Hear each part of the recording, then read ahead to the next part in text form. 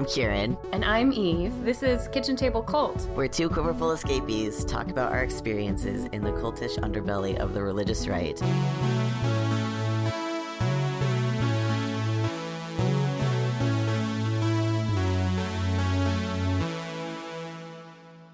Hi, Eve. Hi, Kieryn.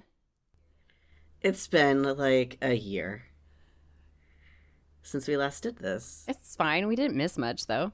No. Nothing of interest has happened in the last 12 months for sure. Definitely nothing that we spent years talking about. The world is fundamentally the same as it always was. Mm-hmm. I mean, honestly, you're not wrong. I hate that was supposed to be a joke, but unfortunately. I thought about it for 10 seconds longer and decided you were actually factually correct. Yeah, so in the time since we last spoke, there was this election. There was the election.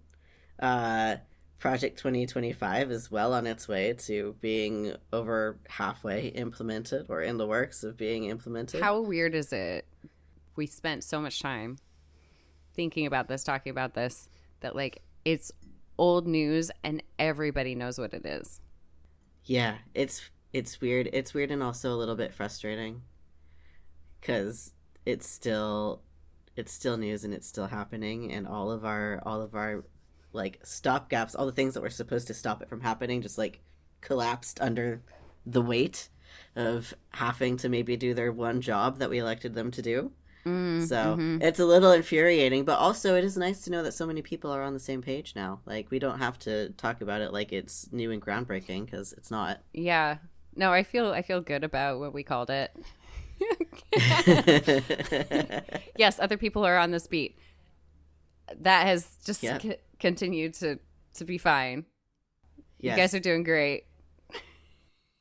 Thank you for carrying the torch forward, and I'm sorry. Yeah, it was honestly like, it felt indulgent but kind of great to like spend so much of last fall just kind of like, there's a lot of family stuff happening in my world, and so I was kind of like really deep in that and did a lot of quilting and just like listening to audiobooks and checked out a little bit.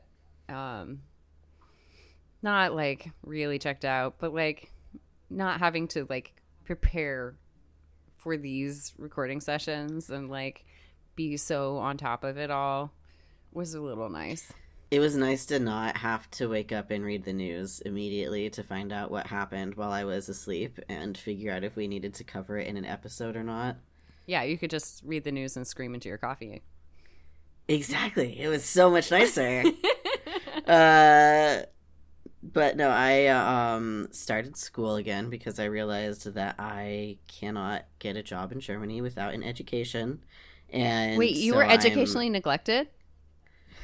I know, it's shocking. Everyone here is shocked. Yes, which is why I'm gonna get my first college degree after I turn 35. So that's a vibe that's happening in 2026 if everything goes well. It's gonna happen. I only have one semester left. I am $3,000 away on my Gofundme, which exists, by the way. Yeah, so tell people about what exactly your the GoFundMe is and like how this is working. So the GoFundMe is just to get me through kind of this year of college, which will get me my associate's degree, so I can then have a piece of paper that says I have been educated, thank you, that I can take to other colleges and transfer. Or I can do another year at Laney if federal funding lasts that long, and get 2 other associate's degrees that I can transfer seamlessly to like California State or University of California College and do online classes that way. Right. So that's the plan. And I'm paying the out-of-state tuition fee, obviously, because I live in Germany. So it's 10 times the in-state tuition cost. So next semester is going to cost me $4,000, and I am $3,000 shy of hitting that goal. What are you going to be taking? I'm going to be taking a survey of mass media, so like journalism 101, California geography, because I need a geography class, and global issues in social sciences. So I'm getting a social sciences degree. So it's global issues, which I'm assuming spans probably genocides and history and things that may or may not still actively be happening in the world as we speak, and what issues those are globally. And then I think the journalist class is going to be really interesting. I just did a 6 credit summer session, so it's 6 credits in like 6 weeks, basically, for Introduction to U.S. Politics and Public Speaking, which I aced, and I'm now back on the honor roll. Yeah, you continue to overachieve academically. Yeah. We have a group chat where we tell Kieryn to calm down and stop trying to do other people's homework for them in class. Would you like to share the name of the group chat? Call them your non-existent tits, Kieryn.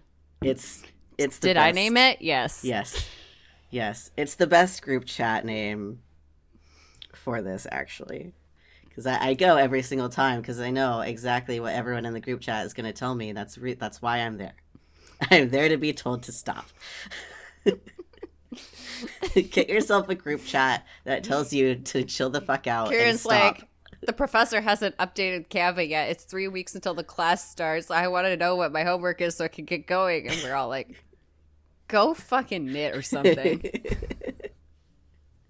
Stop. Do not refresh. Do not pass go. Do not collect any gold stars.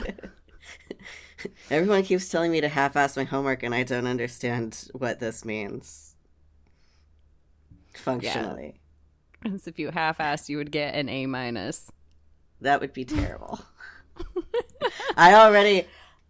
This is hilarious. We'll get into what we're talking about in a minute, but funniest thing. So I'm taking public speaking and political science, both classes. I did ace in my sleep, but I got 100% in my public speaking class, and I got a 98% in my political science class because I took a quiz when I was tired and I clicked the wrong button. And that haunts me. Yeah, and you asked us if you could retake it, and we said no, you could not. That was enough. That was fine. In case anyone is wondering what I'm like in school, this. There were a lot of Hermione jokes. As is appropriate.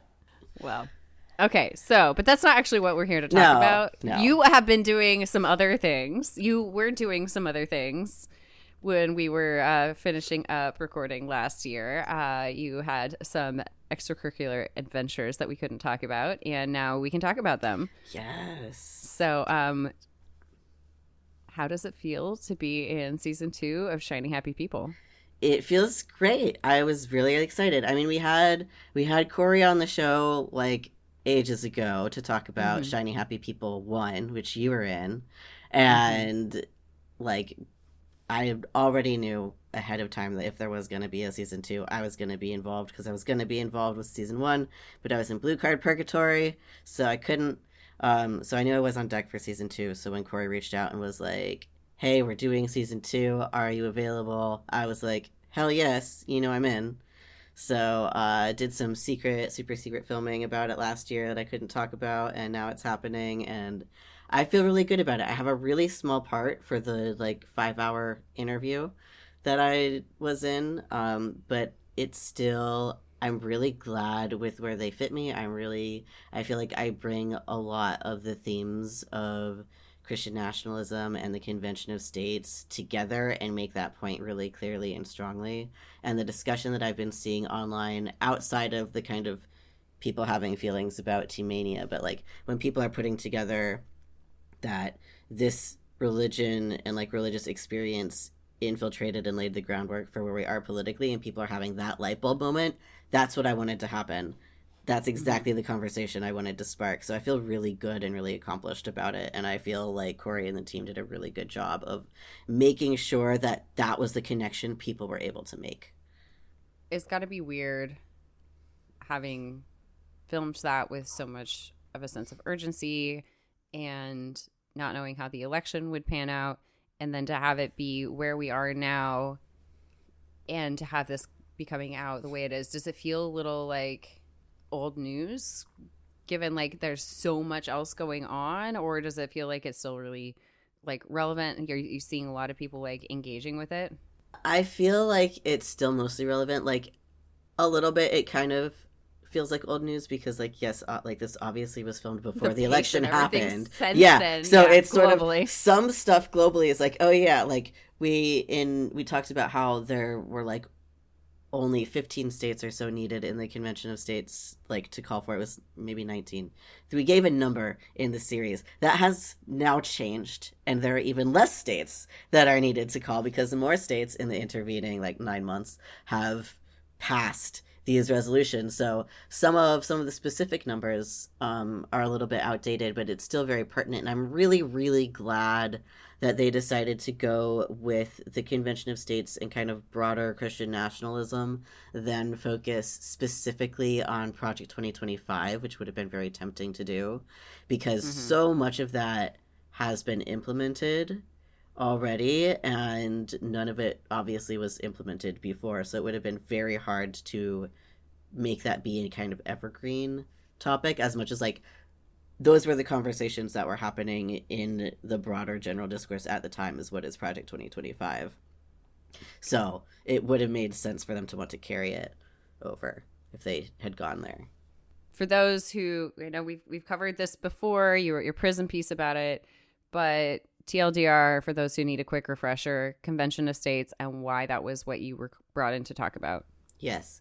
So the Convention of States is an organization that wants to call for, not at all confusingly called, an Article 5 Convention of the States, which is when instead of Congress saying we want to make an amendment to the Constitution, every individual state legislature passes a resolution that says we want to have a convention to make amendments to the U.S. Constitution. So instead of 535 members of Congress having to agree on making constitutional amendments like, who can vote, who can, like, how taxes are done, who has the right to autonomy and freedom and all of these things. They need 34 state legislatures to say that they want this to happen, and then it's called, and then a delegation from the 50 states goes and makes that. So instead of 535 people doing this in the sort of representative democratic way that we've been doing it since we started. Secret third thing. This is the secret third thing where, 50 to 100 people from state legislatures get to decide this instead. And they have a very specific agenda that they wish to implement and look at, and they have been doing mock constitutional conventions for several years in Williamsburg with full drag. Who is they? The Convention of States org has put this on in full drag in Williamsburg every year for several years, where they have people who would be delegates from these states who have passed this resolution go and do a mock constitutional amendment building process. And any familiar characters behind this organization? Yeah, so some people you may or may not have heard of have founded it, like Michael Ferris, Mark Meckler. The jump scare of his voice. Yeah. I had gone to the other side of the room to do something, and then it was just He summoned your ghost, left your body. I never hear his voice ever again. If for the rest of my life, it will be too soon. Yeah. So this is Mike Ferris's, one of Mike Ferris's many projects, and he's behind it. And Mark Meckler, who was one of the men behind the Tea Party movement, co-founded it with him. It's the overlap between them and the Heritage Foundation and the Arlington Group and the Moral Majority, and like literally it's the same 10 people in a trench coat. So basically everyone. Right. And so you were pulled in to talk about this because you've been writing about this. Yep. I've been writing about it, researching about it. We've been talking about this whole time on the show. And this was just kind of one of the alternate routes that Christian nationalists have in their big agenda to get in and take over the U.S. government. So you have Project 2025 at the same time that you have the Convention of States. And these are all things working in parallel and in tandem together to achieve the overarching goal of making the U.S. a Christian theocracy. And the reason you've been yelling about this for all this time is because it's nice that people have been paying attention to Project 2025 and now everybody knows about it. It's like the name recognition, it's been implemented. We're off book now. We're like way beyond it. Yeah. But this hasn't happened yet. No. And this is something that, like, because so many people in our country do not get an adequate civics education, they don't know that this is a possible way to change the Constitution. Mm-hmm. And so this was flying a little bit under the radar, and they wanted you to, like, illuminate that as a piece of this. Exactly. Do you feel like there was anything that you talked about that felt really urgent or important in the recording time? I know you recorded for a whole lot longer than anything that got in there, that didn't get included that you'd like to, like, go back to? I think they hit all of the beats that I really wanted to make sure were hit in the edit. And there was, like, there were only 3 episodes, and a 4th episode would have been so much better because we could have gone a lot deeper into the Christian nationalist piece and into tying in the Convention of States with, like, how it is connected to the people who were also behind Teen Media and how they share the ideology. Because that was alluded to but never made, like, explicitly clear, and it could have been made more explicitly clear if we had more time on it. But I'm really happy that, like, my biggest goal going in was just to make it very clear to people that this has hit the mainstream.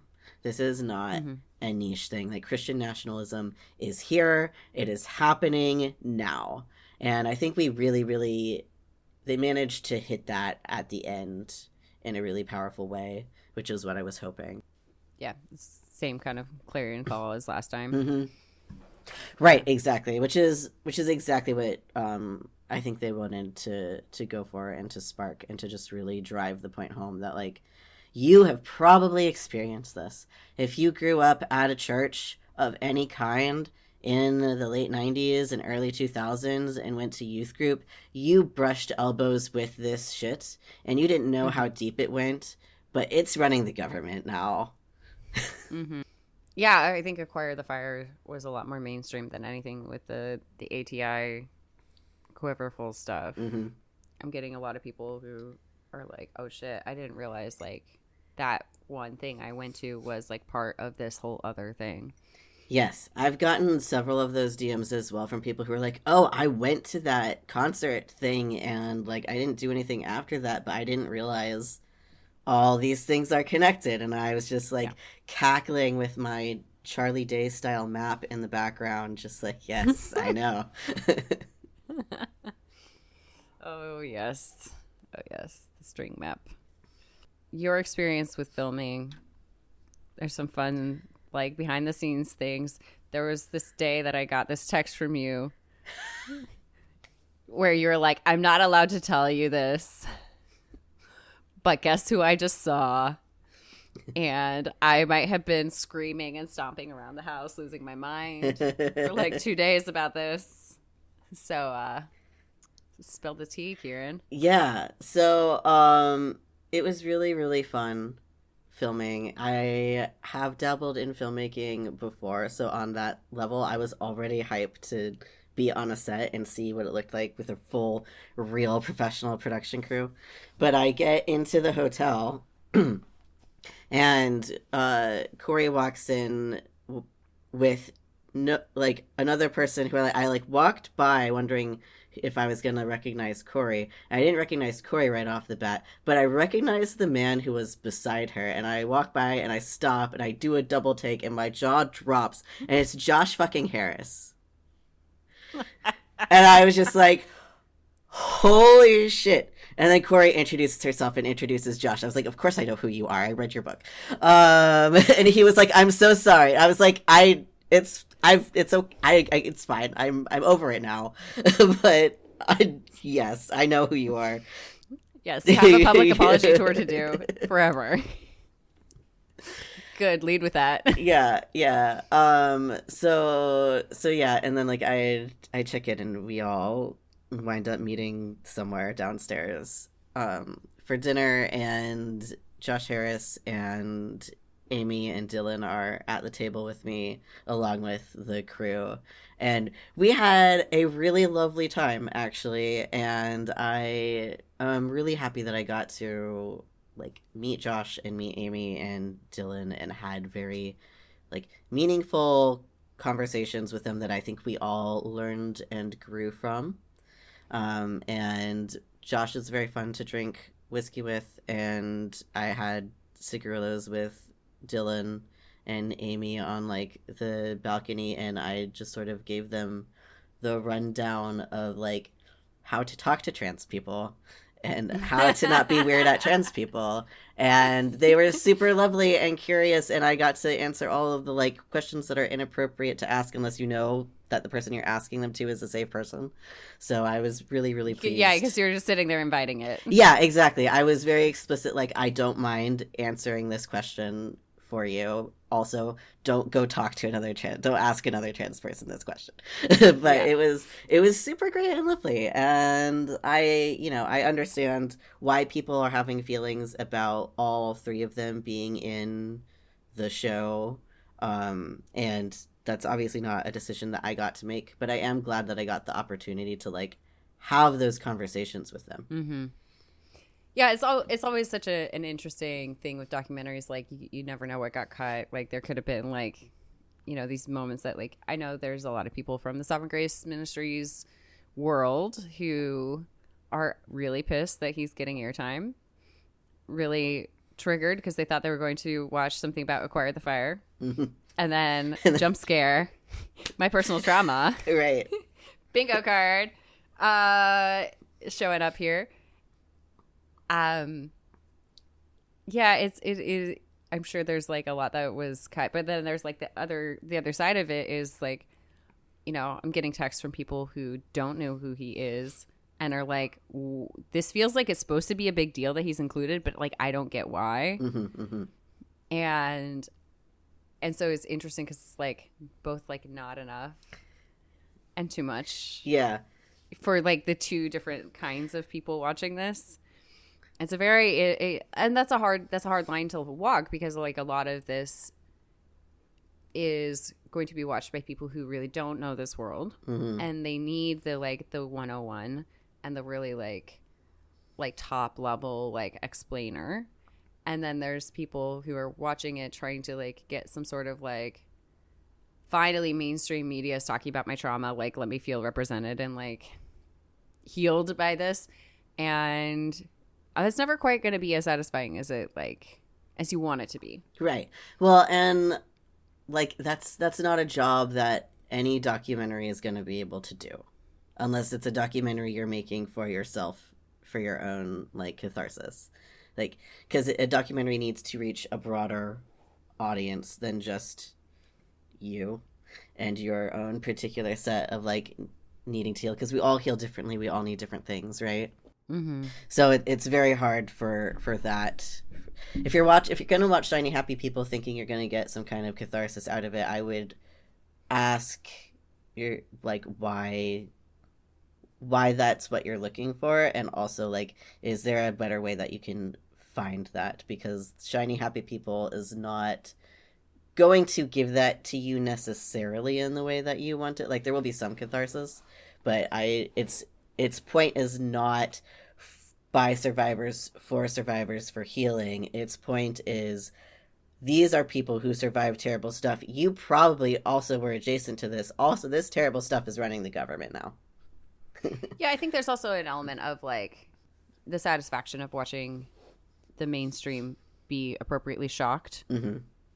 The like people who aren't familiar with this world don't come from Christian fundamentalism, Christian nationalism, don't come from the like intense evangelical like immersion experience. Right. Like having them be shocked, having them be like angry on your behalf for what you lived through, that validation I think is possible through these kinds of things. Yes.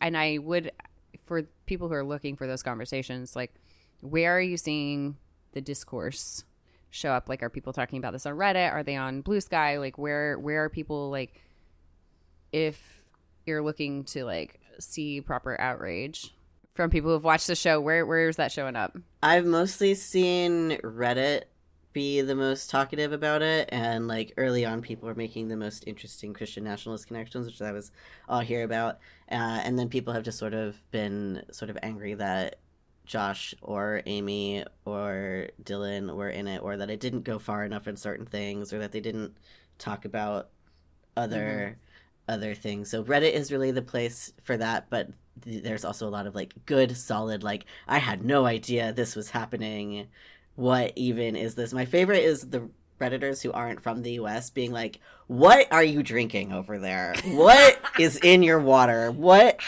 how what is this? And that's my favorite. Those are my favorite comments. We can cut this if you want, but a follow up on that, it would be you started dating a Brit, and I imagine that the conversations around this have been really fun. Oh yes, it's my favorite thing. It's so good. So yeah, so I did start dating a Brit, and I was in the UK when this dropped. So we watched it together because I was like, I don't want to watch it by myself. Yeah, obviously. So yeah, we watched it together, and it's been, yes, just his inability to comprehend what American like religious culture is, and just like the depth of that. It's delicious.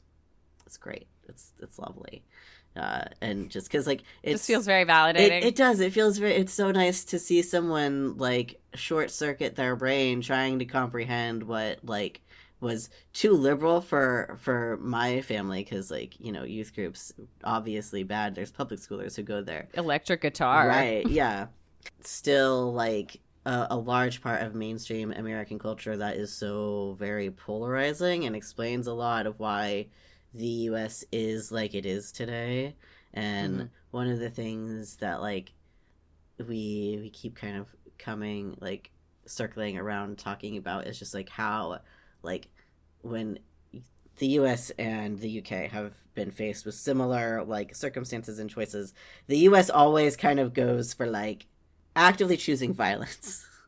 Okay, yes, that's actually a great segue into this other piece that you wanted to talk about. So we're recording this right after this a really horrific mass shooting in Manhattan, supposedly targeting the NFL.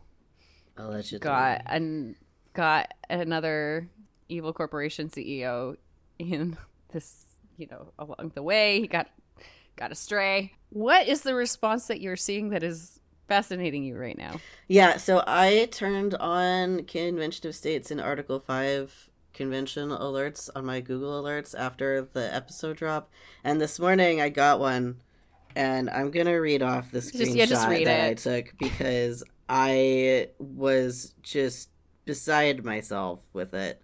So the title was NYC shooting, Cincinnati mob, Michigan knife attack, and an SOS from America by the Convention of States.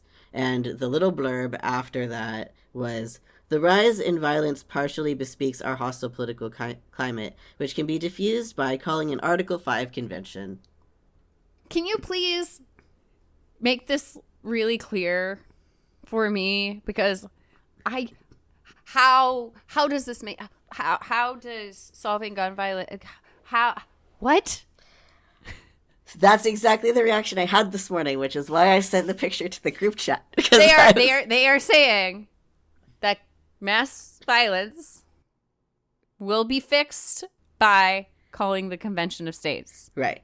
Yes, because if we allow California to be California, and Alabama to be Alabama, and Texas to be Texas, and Virginia to be Virginia, then we can have 50 states worth of NRA backed or not backed, gun control laws, and then it's fine because you can just move to a state where everyone is open carry, and that's obviously safe.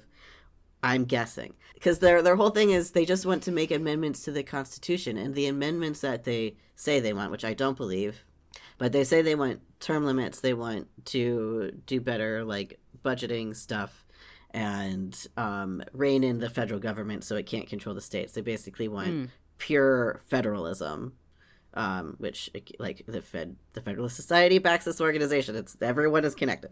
It's fine. Yeah. It's fine. So it's all fine. You know, but I don't think that they would dare take on the Second Amendment, because so many of their base will die holding their rifle collection. So it's not about gun control. It's not about gun control. Like, this is the, like, you know, political equivalent of, like, drinking bleach to fix a yeast infection or something. Right. Yes. Yes.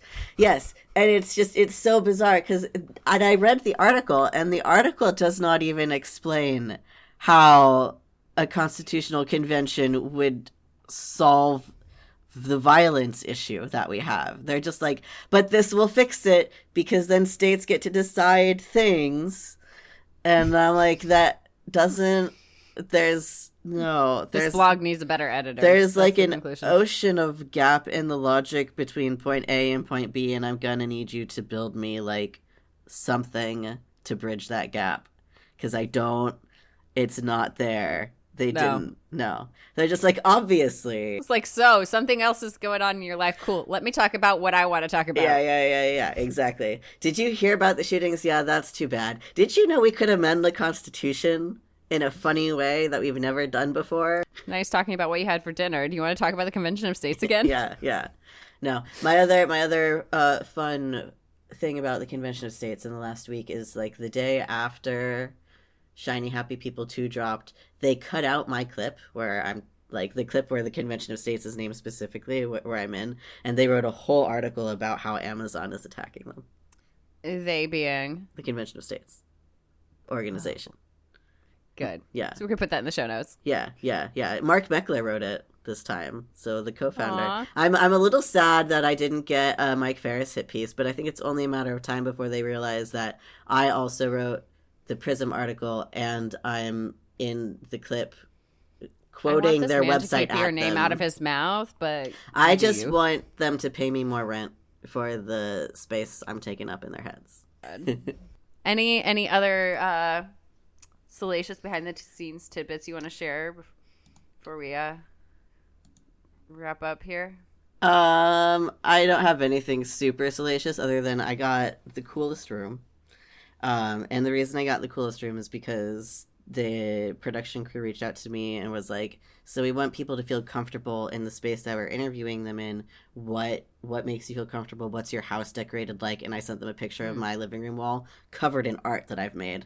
And I was like, my house is very artistic. It's basically a gallery. So the room that they put me in had, like, a giant painting and it felt like a gallery. And I was like, yes, this is the vibe. So nice. So the reason that I'm in the cool room with the cool painting is because that was one of the really nice things about the production crew, is they took that into account. Like, my experience with the crew was absolutely incredible. Like, we filmed in Georgia, and I was really nervous about going back there, and I told them about why, and they were, like, so chill and accommodating and made sure that I felt safe the whole time. And it was just, they were careful and kind and understanding and willing to be flexible with me. It was lovely. So, Story for Scout, if they ever reach out to you, they're solid people to work with. Do recommend. Could not have asked for a better filming experience, honestly. It was so good. That's great. Obviously, we still talk all the time, so, like, I don't feel like it's, like, good to be back or whatever, but there's this, like, mic in front of my face, so I guess it's good to be back. It's nice to be back behind the mic. Hi, microphone. Yeah, it's nice to reinstall Audacity again. Didn't miss that. So if you want to connect with Kieryn about what you're seeing in the show, or, you know, send thoughts their way, you can reach out to them through our website. We both get that email, kitchentablequilt@gmail.com, and then go find their GoFundMe and Yes. share it. It's easy to remember. It's gofundme.com/make Kieryn smarter. I chose that because I could remember it. So we'll link it in the show notes. You're already really smart. It's just about getting it officially recognized. Germany just has to be able to recognize it so I can get a bachelor's somewhere. Yeah.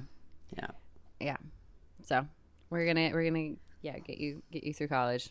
It's gonna happen. It's gonna happen. I will risk the plane crashiness to fly to the US to walk across the stage next year. Yeah. I'm gonna do it. If it's the last thing I do, I'm gonna do it. I hope it's not. I will be really mad if it is. But I will. It's gonna happen. But yes, please, if you have spare money you wish to throw at it, I would appreciate it. And yeah, it's been nice recording with you and doing this. This has been fun. Thanks all for joining us. Good chatting with you guys again, and hope everybody's taking care of themselves in this heat and not reading the news too much. Yes, stay hydrated, take your meds, remember, it's gonna be okay. Be nice to yourself and others. Yes, exactly. Bye. Bye. You've been listening to the Kitchen Table Cult podcast. Our music is from the track Janet by the band The Heavens on their album Stenazo. Check out patreon.com/kitchentablecultpod. Thanks for listening.